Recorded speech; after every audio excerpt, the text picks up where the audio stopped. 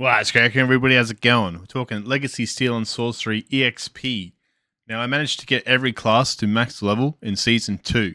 Warrior, Hunter, we got the Rogue, we got the Priest, we got the Wizard.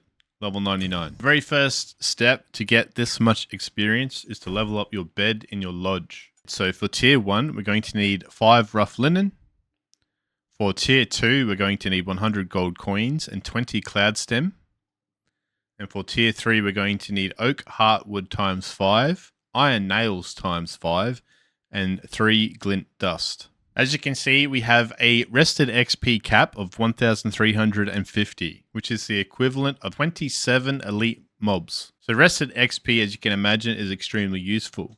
Rested XP, from my experience, takes about 6 hours to fully replenish. When it comes to getting maximum experience, you want to be killing mobs faster, obviously. So we're going to be needing the DPS food. For Hunter, I use Merklow for the extra nature damage. We're going to be doing large amounts of poison damage. We're going to be doing sentinel strikes with our bird. And we're going to be using the bramble trap, which puts out a lot of nature damage. When it comes to the wizard, we can use Lily Salt for the bonus fire or frost damage. When it comes to the warrior or the rogue, we can use Royal Butter. And Royal Butter is also good for the priest, should you be using sword and shield. However, if you're playing priest and you're using holy damage, you want to be using ghostly oil. So make sure that you have your lodge decked out with the best food for the situation that you need it for. After you have your gear and you have your food, we want to start grinding. These are the best locations for experience. If you have the option, play on the mixed server option so that you have an increased mob density. You want to go to the Ruins of the Lightbearer's Keep and clear that out.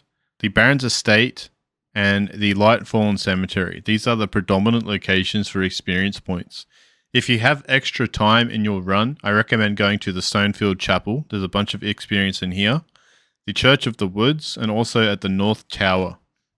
I also recommend attacking every single mob that you see on the way as well. Once you've decided which class you're going to level, now understand how they level. So warriors really excel at single target DPS and locking down a strong target such as elites. So I recommend farming crypts or night map to level your warrior. When you farm with a hunter or a wizard, they are capable of pulling the entire map and nuking them down. I have a guide on my channel for the hunter, which I can pop up right now. In that guide, it explains line of sighting in detail and how to manipulate mobs to pull them into groups to grind them down effectively. It also includes the build and the gear that the hunter uses. Let me know if there's any other class that you'd like me to do this for, and I'd be happy to do it. Alright, now should you guys take on the task of getting to level 99, just know that it takes about 1 hour to gain 1.5 levels. So starting at level 0, it's going to take between 60 to 100 hours to get a level 99 character. And it could take longer depending on how many gear sets you lose and depending on what gear type you farm in. I did my grind in blues and purples. You guys should do it in the highest available gear to you.